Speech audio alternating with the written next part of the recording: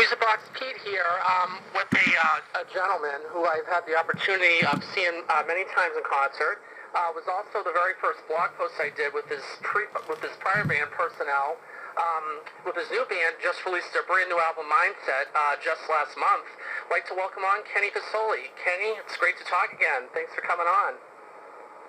You too, man. Thanks for having me on. No problem. So, how's it feel finally release your new album Mindset, which is first Vacationer album in 4 years? What have you been up to since the release of Relief? Oh yeah, well, it took a while to really get the ball rolling with this one creatively. So that's a lot of what went into it taking 3 to 4 years to actually get it out.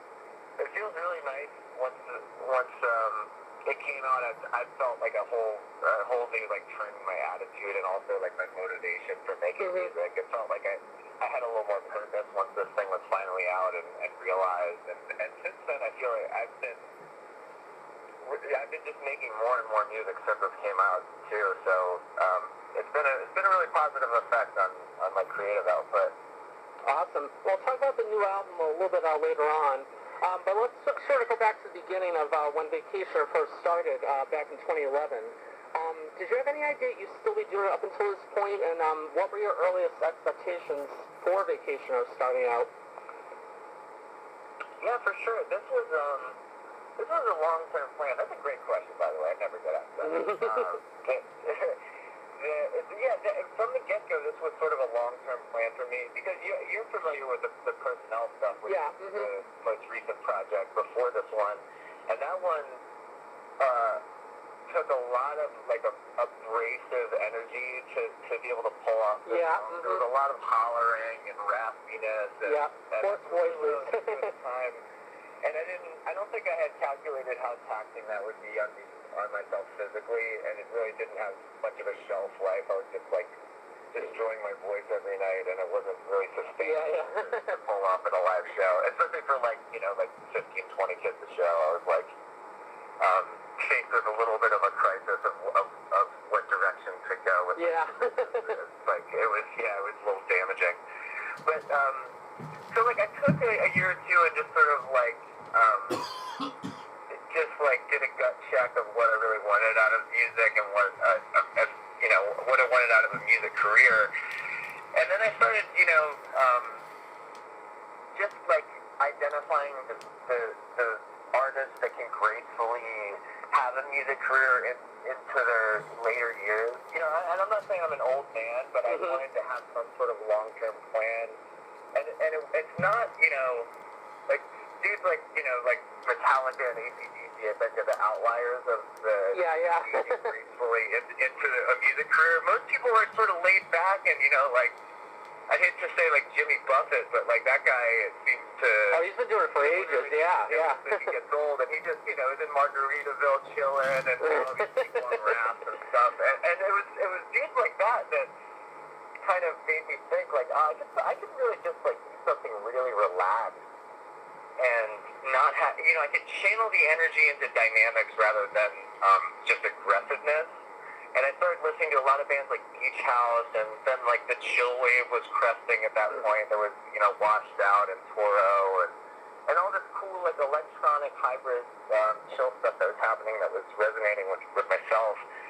And so I was riding my bike listening to that stuff, just like kind of wishing that I had something like that going, and had, was putting like ideas in that lane in the back of my head. And then I saw LCD Sound System play at Bonnaroo in 2010, and I had like sort of I don't know, just like a sort of awakening experience at that show, because they did exactly what I was talking about with channeling energy without having to like throw themselves around on stage. They really just like channeled it through the instruments and like made people dance without ever saying the word, that without ever asking them to do it. And that really fascinated me, and I wanted to explore that realm of electronic, full band hybrid kind of instrumentation. And then I linked up with Body Language and started doing it, and here we are. Yep. 2 years later. Yeah, here we are. Now, I've caught wind of some of your Instagram vids that you posted on the Vacationer page of just you recording in the studio, and you really seem to be in your element and very comfortable. Is that really where you find the most solace in recording, right in your home studio, experimenting with different sounds? This time around, it really did become like a safe space for me, and somewhere I became really comfortable growing new ideas. You know, I had always done a ton of work up there, but this time around, I really just, you know, sort of locked myself in there, and I figured out a system so that everything in there stays in there, and everything in there stays also hooked up. Because the bane of my existence is really like plugging shit in, and like if something doesn't work, having to spend like a half hour to like get it to work just so I can begin to start laying ideas down. So this is a room where everything, I can basically just flip the switch on and everything's ready to go. And I have a system where I know, like I even have templates that I work off of, so I don't even have to like build tracks anymore. Like everything is just like ready to go from the get-go.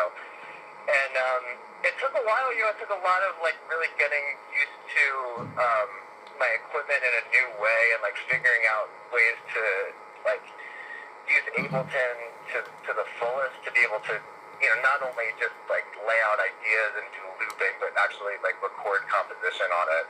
And once I really cracked the code to that, then I felt pretty liberated with my ideas, and things started flowing. And then having that place to go and work on stuff 24/7, and then linking up with Daniel Schwett, who ended up being the producer on this one.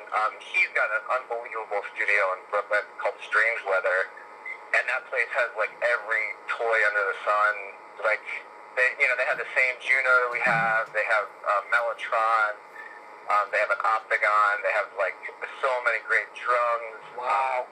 Just like and then like outboard gear out the yin yang. So like between this place and that place, we were really having fun exploring different sounds. Awesome. Now, I caught wind of your, now you've done the audio tree. I think this is your third one that just went up last week. How do you manage to translate your music into a live setting and manage to incorporate all the sounds from the original recording on stage? Well, this time it was actually a little bit easier for me because I built all these songs from the ground up and like had done all the tracking as well. So I knew these tracks inside and out, and I knew what instruments we have on stage. And also in the back of my head when I was making this record, I wanted to keep that in mind of just like, all right, we have a Juno on stage. Let's use the Juno a lot on the record. Like we have a vibraphone. Let's use the vibraphone a lot. And then like the things besides that, like the things from Barry White and Curtis Mayfield's records that I love is just like, you know, great sounding strings and great sounding harps, and you know we'll get those from you know different channels. Like those come from different places. We had live harp come in. This girl Mary Lou, who just like completely just gave us gold for a day. Just like we just asked her for a lot of what are they called? The glissandos, like the big like dreamy sweepy thing, and so we were all about those, and we didn't realize that is like really hard to do. It's just like really taxing, and I think her like the hands are like bleeding by the end of the day. Oh my god! For so many of them, so I feel pretty bad about that. But it's her sacrifice like made some really magic moments I think on this record. Incredible. Now, I've pretty much seen Vacationer every single time you guys rolled through Boston. The very first time I saw you guys was back in 2012 at Great Scott. What are some of your fondest memories from that show and from playing in Boston over the years? Yeah, I remember that Great Scott show. That was definitely like... It's definitely a small, comfy venue, yeah. Yeah, it was nice. I mean, that is a perfect, like... That's a perfect place for, like, up-and-comers, you know, or, like, you know, greener bands to come. We were definitely just a few years into touring, and I remember that being one of the first shows where we were doing a headlining thing, and people were actually coming out, and it was, you know, it's a kind of a small room, but there were still people in it, and it looked good, which is, you know, just a great feeling for, like, the encouragement of doing this. Absolutely, and of course you played Mid-East upstairs in Brighton Music Hall, where I just saw you last month. So literally, I've never missed a single show. You guys always come through here. I'm always there. So thanks, man. no problem. So let's go behind the corny of mindset and what it was like to piece together the project. Yeah, so, once I had got everything locked in with my studio and the system and everything, then I just started throwing ideas down every day. I just had piles of instrumentals. It all was rooted in beat making. I really just wanted to learn how to make really good beats and just try to impress myself with the beats I was making. Because, I mean, the majority of what I was listening to was like Madlib and Anra and like lots of instrumental stuff. And then, like then lots of Barry White and Curtis Mayfield as well. And then like trying to like listen to more like weirder like 70s Beach Boys stuff, like when it gets even further out. And then just like try to like bring all those influences together into one place and do it in a comfortable way. So it was just lots of instrumentals. I probably have like 3 or 4 dozen instrumentals left over from that process. And then as I do that, I sort of drag my feet to get the vocals down. And then once I'm really happy with an instrumental, and I'll usually start hearing some vocals in my head, and then that'll be a good cue for me to start working on lyrics and fleshing out some melodies. But it was, just months and months of that, and then also like trying to find a good fit for a producer. Things had kind of come to a head with Grant and Matt and I from Body Language.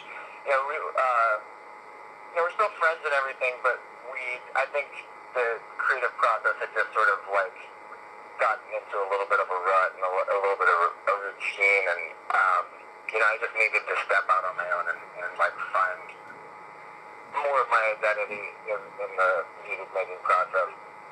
So it was starting from square one to that point, and then like building up to a big body of material. And then once I had like 18 songs that I felt really good about, I showed those to Daniel, and he was literally the first guy in the process to really like go all in with me and really embrace what I was doing and totally understand it. Mm-hmm. Now, with some of my favorite songs off Mindset, Magnetism, Strawberry Blonde comes to mind. But what are some of your favorite tracks off Mindset that really speak to you personally? I love Entrance. I like the way that the table is set for the record. I think that also has sort of some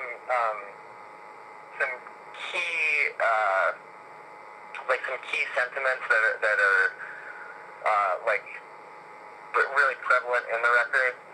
And I really like Turning, and I really like Companionship, because those are 2 songs where Turning has got a key change and a tempo change, and basically just turns into another song at the end, but just has like the same vocal, which was like something I noticed that like Kendrick and like Frank Ocean was doing, but like nobody really does that in pop music.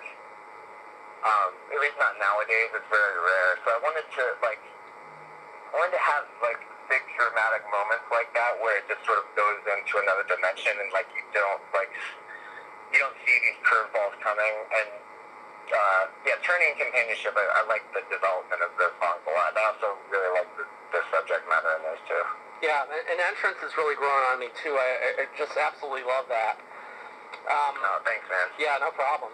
Now, let's go back to your time with Personnel for a little bit, because, of course, I was one of the, it was actually the very first blog post, the review of The Positives, back in '09. And going back to your time with Personnel, do you miss playing in that outfit, and what did you learn from your time there that you could apply to Vacationer? Yeah, I do miss playing with them a lot, and I hope, we can get together sometime soon. I have, like, loose plans to get back together, like, looking for the time. And then, I'm sorry, what was the second part? What did you learn from your time there that you can apply to Vacationer? Yeah, I guess just like touring smarter and like, I mean, I don't know, like I don't have any regrets from that, but I think that it spawned, wanting to have a change of pace in my vocal delivery, and also just like the kind of music that I'm making, and also like how much like positivity versus negativity I'm putting in the subject matter. So yeah, like that was a big growing experience in general, because I was able to like stretch out and do whatever music I wanted to, which was so important for me at the time. And really, I think it probably helped me find my way. And I remember one show you played, I think it was at TT the Bears, it was back at '09 with John Nolan and Brian Bonds, I think. I just absolutely loved that show. That was incredible. Oh, thanks. Yeah, that was a fun one. Yeah, it was. Now, what is one thing we could find you doing on a day off, and how do you typically spend your downtime? On days off, I'm probably still making music at some point. I really like to get up there and just play around on the instruments and the equipment a little bit. But then when I'm not doing that, I'm just like doing normal dude stuff, and like mowing the lawn, and go see my parents, and we gave our dog a bath today. Oh, nice. So I might take him like skateboarding. Oh, that's awesome. And yeah, just normal chill stuff. Awesome. And we've reached the last question here. How close have you become with your bandmates in Vacationer over the years, and what do they mean to you personally? Oh my God! I mean, my bandmates in Vacationer, they're my family. It's been the same guys since we started doing it. Oh, my dog might bark at the mailman. Uh-oh. Couple. It's okay. He just gave a huff. Oh, God.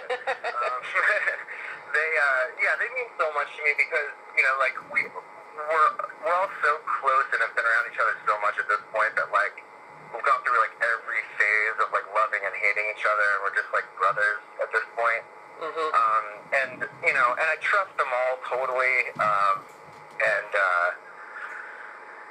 like they're all just such beautiful people and so unique in their own way, and I really do enjoy touring with them a lot, and it's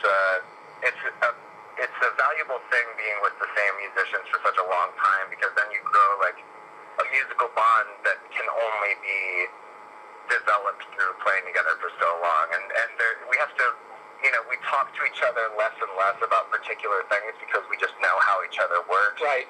And I think we're also like, and at the same time, like we have shorter fuses with each other, and at the same time, like we are quicker to forgive each other. I think because we're just so used to each other's bullshit that we're we just we're very accepting of each other.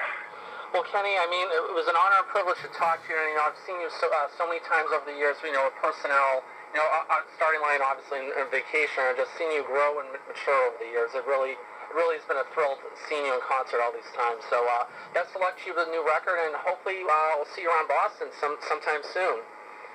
Great. Thanks so much, Pete. Appreciate it. No problem, Kenny. Take care. You too. Take care. Bye-bye.